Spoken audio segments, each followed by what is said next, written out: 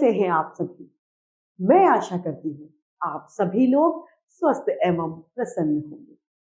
आज हम हमारा पाठ करुणा की देवी मदर टेरेसा पढ़ेंगे और सुनेंगे। इसमें मदर टेरेसा की जीवनी के बारे में पढ़ेंगे।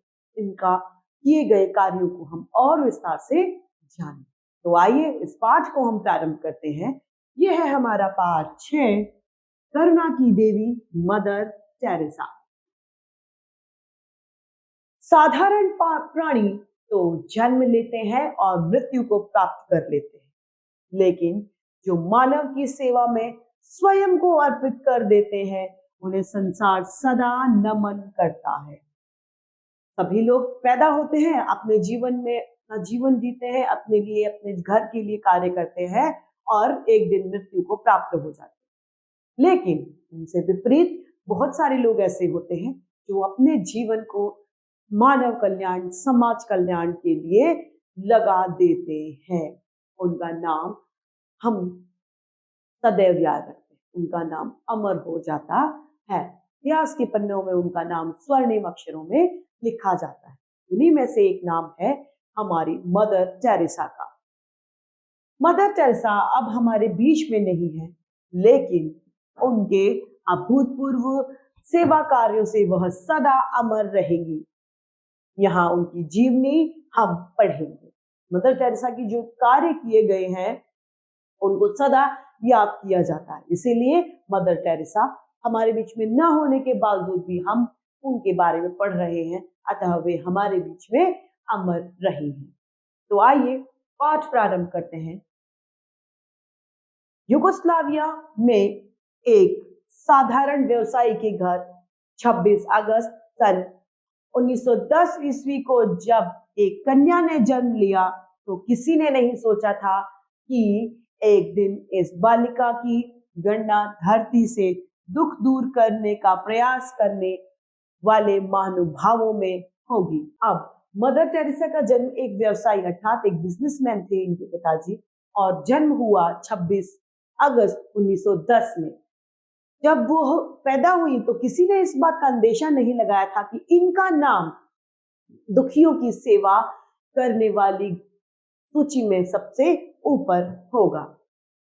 वह करोड़ों बेसहारा, अपंग, बीमार, मरणासन, परित्यक्त, दुखी और दुखियों की मां बनकर उन्हें अपने वात्सल्य का अकृपण दान करेंगी। और इससे बड़ी बात यह है कि 7 समुद्र पार भारत में आकर अपना महान कार्य आरंभ करेंगी। मदर टेरेसा, वह कोई भी रोगी होता था, कोई बीमार होता था, कोई अनाथ होता था, किसी भी तरीके का कोई भी व्यक्ति जो परेशानियों से घिरा होता था, तो बूढ़ा होता था, उनकी सेवा मदर टेरेसा करती। लेकिन के बावजूद एक सबसे बड़ी बात यह थी, उन्होंने अपना देश छोड़कर यह कार्य भारत में किया। हमारे देश भारत में उन्होंने सभी की सेवा की। पर ऐसा ही हुआ। मात्र 18 वर्ष की आयु में भारत में मिशनरी काम कर रही लोरेटो बहनों के बुलावे पर सन 1929 ईस्वी में एग्नेस नाम की वह कन्या भारत आ गई। कौन सी कन्या? मदर टेरेसा, जिनका नाम एग्नेस था और सिस्टर टेरेसा कहलाई। क्या कहलाई? Sister Teresa. कोलकाता में संभ्रांत में विद्यालय में वह शिक्षिका बन गई, पर उनका मन विपन्न और साधनहीनों के लिए बेचैन हो उठता था। जिनको मदद की आवश्यकता थी उनके लिए वे परेशान हो उठती थी। वह अध्यापक तो बन गई, लेकिन उसके बावजूद भी उनका मन परेशान रहा करता था। कक्षा में पढ़ाते हुए वह खिड़की से बाहर दीन दुखियों का कष्टपूर्ण जीवन देखकर द्रवित हो उठती थी। जब वो कक्षा में पढ़ाती थी तो खिड़की से जब किसी परेशान व्यक्ति को देखती थी तो वे बहुत ज्यादा अपने मन में आहत हो जाती थी। वह बहुत ज्यादा दुखी महसूस करने लगती थी कि मैं किस तरीके से इसका दुख मिटाऊं। यह मदर टेरेसा की सोच थी। तो नित्य विद्यालय से अवकाश होते ही बाहर मोती झील की झुग्गी बस्ती में बच्चों को पढ़ाने और रोगियों की तीमारदारी का काम करने लगी। तीमारदारी अर्थात देखभाल का काम करने लगी। अब विद्यालय समाप्त होता था, जब अवकाश होता था, छुट्टी होती थी, उसके बाद में मदर टेरेसा क्या करती थी, उन रोगियों के पास जाती थी, झुग्गियों में जाती थी, झोपड़ियों में, जहाँ कोई परेशान है, कोई भी किसी को दिक्कत है, उनका दुख सुख लेती थी और उनकी मदद और सेवा किया करती थी। जैसे कि प्रत्येक महान कार्य के साथ होता है, मदर टेरेसा के काम का भी प्रारंभ में विरोध हुआ। सभी लोग उनके विरोधी बन गए थे। एक बार वह अंतिम सांस से ले रही ऐसी रोगिणी को अस्पताल ले गई जिसका शरीर तक चूहों और चींटियों ने कुतर खाया था। अब वह ऐसा होता है, जब आप कोई अच्छा कार्य करते हैं तो आपकी टांग खींचने वाले बहुत हैं, आपकी खामियां निकालने वाले बहुत मिलेंगे। उसको कोई कुछ नहीं कहेगा जो कोई कार्य ही नहीं कर रहा, क्योंकि जो सुनना पड़ता है, जो जिस पर दोषारोपण होते हैं, वह कौन होता है, जिसने कुछ किया हो। जिसने कुछ किया ही नहीं, जो कुछ करेगा ही नहीं, उस पर कैसा दोष। जो कार्य करता है उसमें सदैव कोई ना कोई दोष लगाए जाते हैं। उसी तरीके से मदर टेरेसा के साथ भी ऐसा ही होता है।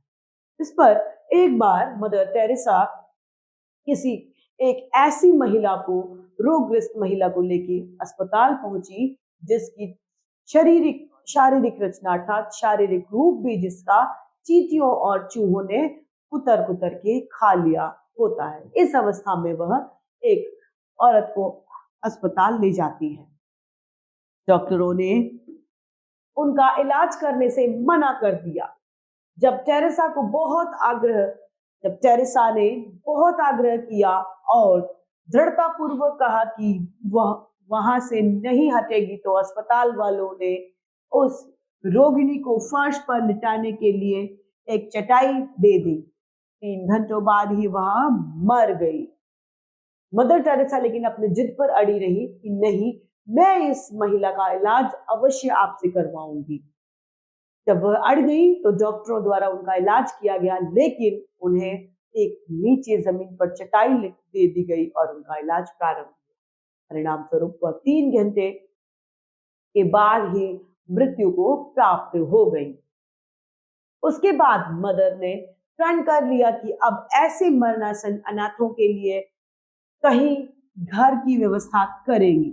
कोलकाता नगर पालिका के सहयोग से उन्हें कालीघाट में 2 जीर्णशीर्ण धर्मशालाएं मिल गई और इस प्रकार निर्मल हृदय निवास की नींव पड़ी। इसकी नींव पड़ी थी उस समय निर्मल हृदय निवास। 2 धर्मशालाएं थी जिनकी अवस्था, जिनकी कंडीशन बहुत जर्जर थी, वो टूटी फूटी जैसी अवस्था में थी और वह नगर पालिका द्वारा मदर टेरेसा को मिल जाती और उसी में वे अपना कार्य प्रारंभ करती हैं। नीली किनारी की सफेद साड़ी पहने। अब उनका पहनावा कैसा था, वह सफेद कलर की साड़ी, सफेद रंग की साड़ी पहनती थी जिस पर नीली पट्टी होती थी।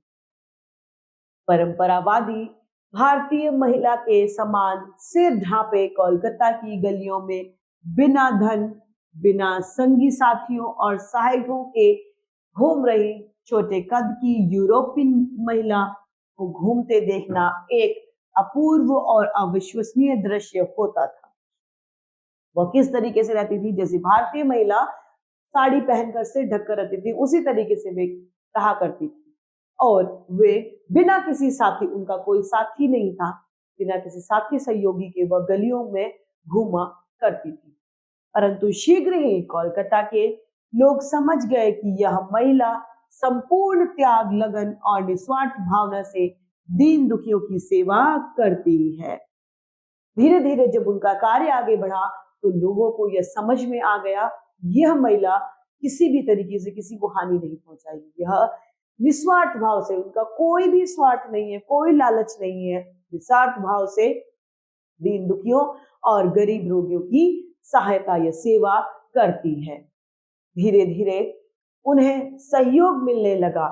एक दिन किसी ने श्यामपठ ध्यान में दे दिया तो दूसरे ने खड़िया मिट्टी दे दी। श्यामपठ अर्थात ब्लैक बोर्ड जो होता है, इसमें कक्षा में पढ़ाई की जाती है हमारे द्वारा, वह ब्लैक बोर्ड किसी ने इनको दान में दिया और दूसरे ने किसी ने चौक, खड़िया अर्थात उस पर लिखने वाला, दिया। फिर लोरेटो की कुछ शिक्षिकाएं भी साथ आ गई। फिर तो विद्यालय, औषधालय, चिकित्सालय, निर्मल हृदय आदि बनते ही गए।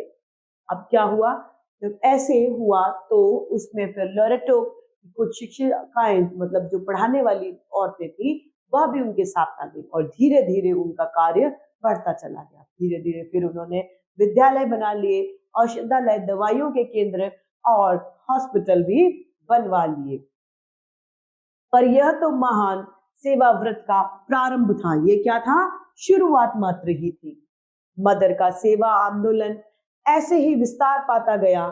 छोटे छोटे नगण्य स्रोत मिलकर महानदी का रूप धारण कर लेते हैं। उनका रोपा छोटा सा पौधा विशाल वट वृक्ष बनकर आज विश्व भर में रुग्ण, विकलांग, विक्षिप्त, अनाथ और परित्यक्त बच्चों को छाया दे रहा है। अब उनका जो पौधा था, जो उन्होंने एक छोटा सा पौधा रोपा था, लगाया था, वह अब किसका रूप ले चुका था, वह एक विशाल वृक्ष का रूप ले चुका था। अर्थात जो उनकी जो सेवाएं थी वह निरंतर फैलती ही गई और वे सभी में जानी जाने लगी।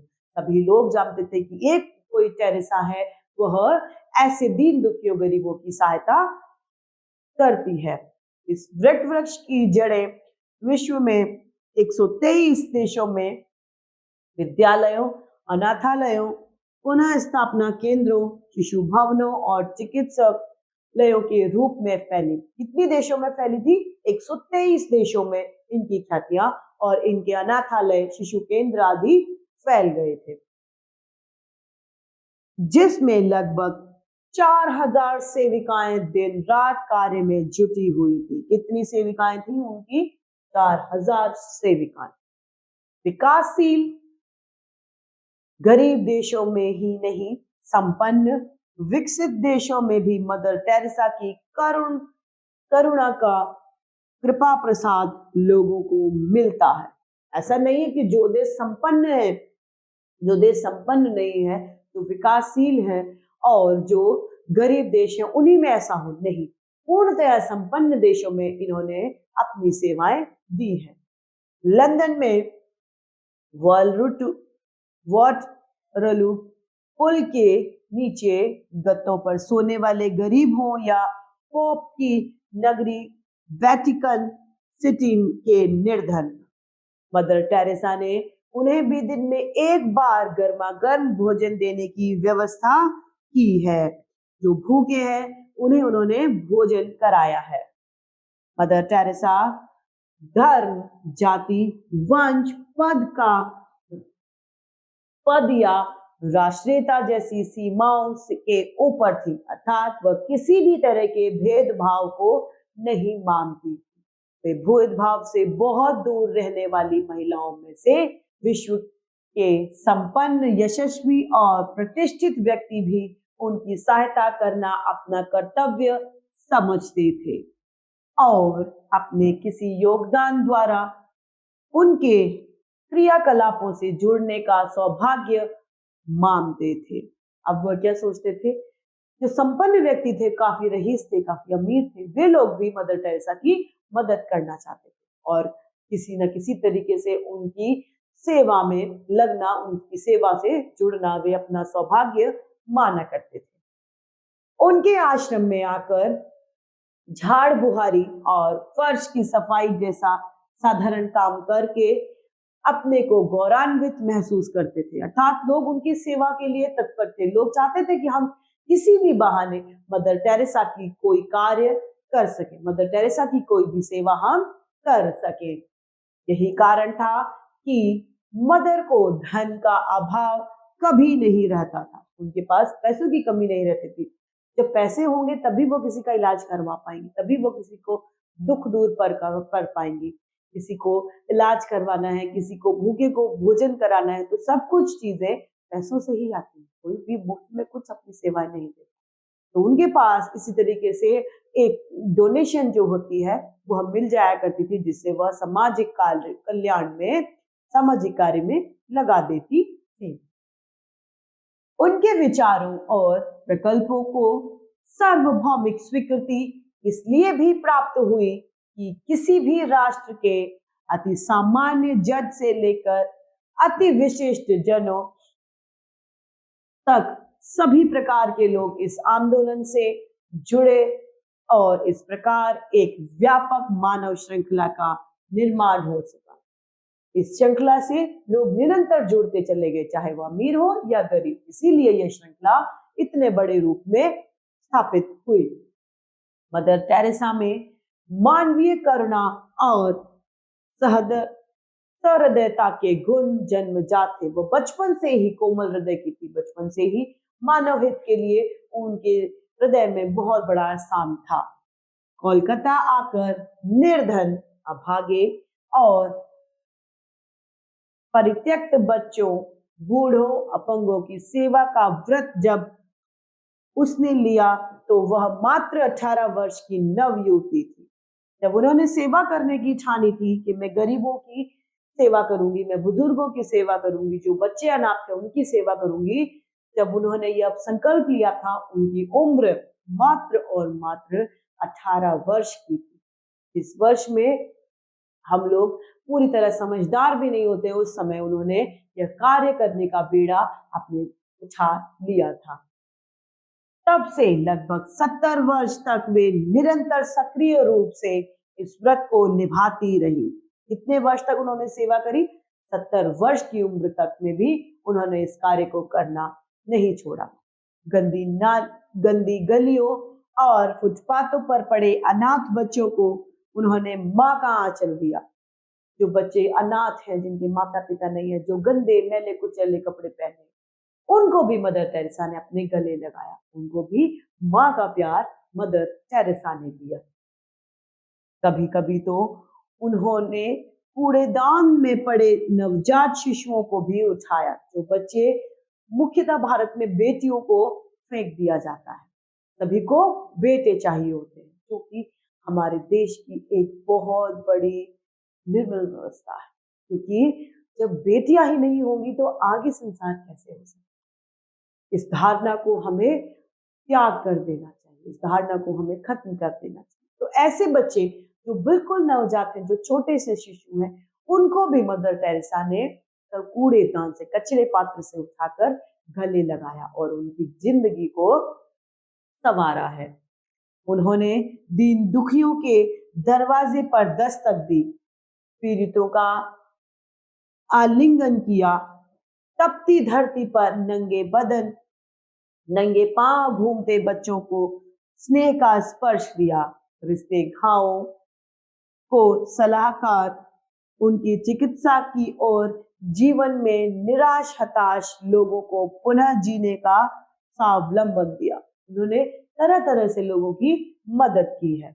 उन्होंने निर्धन बस्तियों को चिकित्सा सुविधाएं प्राप्त की। जो लोग पैसे देकर अपना इलाज कराने में असमर्थ थे, उन लोगों को भी उन्होंने चिकित्सा सुविधाएं उपलब्ध कराई है।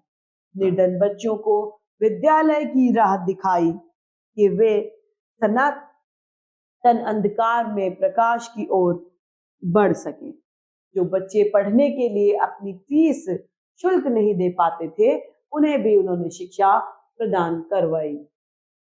और तो और मृत्यु की ओर बढ़ रहे रोगियों को भी इस बात की चिंता कराए बिना कि वे 2 घंटे जीवित रहेंगे या 2 दिन, उन्होंने उन्हें आश्रय प्रदान किया, वे शांतिपूर्वक अंतिम सांसें ले सके। जो लोग सड़क पर ही मर जाते हैं, ऐसे लोग जिनके पास घर नहीं था, उन्हें यह भी नहीं पता था कि हम अभी मर जाएंगे या 2 दिन बाद मरेंगे, ऐसे लोगों को भी उन्होंने एक आश्रय अर्थात एक जगह प्रदान करी, जहां पर वो शांतिपूर्वक अपने देह को त्याग सके। मदर टेरेसा ने सन 1948 ईस्वी में भारतीय नगरपालिका ग्रहण कर ली थी। कब की थी? 1948 में। उनकी सेवा भावना से मिशनरीज ऑफ चैरिटी संध्या का जन्म 1950 ईस्वी में हुआ। किसका जन्म हुआ था? मिशनरीज ऑफ चैरिटी का, जिसे अंतरराष्ट्रीय ईसाई समुदाय ने सन 1965 ईस्वी में मान्यता प्राप्त हुई। उसको मान्यता प्राप्त नहीं थी उस पर, लेकिन 1965 में इसको मान्यता प्राप्त हो गई। पर मान्यता की चिंता किए बिना वे मानव सेवा व्रत में लगी रही। काली मंदिर के निकट पहले निर्मल हृदय की स्थापना सन 1952 ईस्वी में हुई और उसके बाद असनसोल में एक कुष्ठाश्रम और अस्पताल खोला गया। कुष्ठ रोगियों के लिए एक कुष्ठाश्रम बनाया गया और एक अस्पताल भी वहां पर खोला गया। मदर टेरेसा जैसा व्यक्तित्व सदियों के अंतराल में जन्म लेता है। बहुत सालों के, बहुत सदी अर्थात शताब्दियों के बाद में ऐसा व्यक्ति धरती पर आता है। इतनी महान महिला का व्यक्तित्व देखने में एकदम सामान्य था, किसी भी तरीके से आडंबर में नहीं थी। वो एकदम सामान्य रूप से अपना जीवन व्यतीत करने वाली महिलाओं में से थी। वे सादा सस्ती सी सफेद सूती साड़ी पहना करती थी। गौर से देखने पर साड़ी पर रफू के निशान भी दिखाई पड़ सकते थे, अर्थात वह साड़ी कहीं से फट अगर जाती थी तो हो सकता था शायद वे अपनी साड़ी को रफू करवा के उसे ही पहने। ऐसा नहीं है कि बड़ी सुंदर सुंदर सी साड़ी या साग सज्जा पर अपना पैसा व्यर्थ में बर्बाद करती हूँ। वे जिन सेविकाओं से घिरी रहती थी वे भी प्राय साधारण और निर्धनतम पारिवारिक पृष्ठभूमि की होती थी। उनकी जो सेवाएं थी वे भी उन्हीं से प्रेरित रहती थी। टेरेसा अधिक पढ़ी लिखी भी नहीं थी। मदर टेरेसा ज्यादा पढ़ी लिखी नहीं थी, इसलिए विद्यावता व दार्शनिकता का प्रभाव मंडल भी उनका नहीं था। छोटा कद, अब उनका शारीरिक विशेषता क्या थी? वे छोटे कद की थी, दुर्बल सा देह था, पतला सा, झुके हुए कंधे, दोहरी कमर, अभिवादन के लिए उठे टेढ़े से हाथ, कमजोर लड़खड़ाती सी टांगे, सब कुछ एकदम निर्विशेष। हाँ, उनकी आंखों में एक दिव्य प्रेम की झलक थी। उनकी आंखों से प्रेम झलकता था। वो किसी को भी देखती थी, उसके प्रति उनके मन में, हृदय में दया भावना होती थी। उसमें करुणा का सागर भरा रहता। वे जिससे भी बात करती तो लगता जैसे उसे भगवान यीशु मानकर बात कर रही हो। वह प्राणी मात्र में भगवान को समझती थी। जिससे भी बात करती थी उसे वो भगवान का दर्जा देती थी। संभवतः मदर की इस विशेषता के कारण भारत में उनका काम सुगम हुआ। भारत में भी अब उनका काम अच्छा हो गया। हमारा भारत संत महात्माओं का देश रहा है और उनका आदर करना हमारा स्वभाव रहा है। भारत में अनेक महापुरुष हुए और उनका आदर सम्मान करना हमारा परम कर्तव्य, हमारा स्वभाव रहा है। हम सदैव दूसरों को, संतों को आदर भाव से ही देखते हैं। यही कारण है कि भारत एक मात्र देश नहीं, एक संस्कृति भी है। ऐसी संस्कृति जो भौगोलिक और राजनीतिक सीमाओं से बंधी नहीं है। मानव प्रेम की एक अटूट परंपरा की देन है,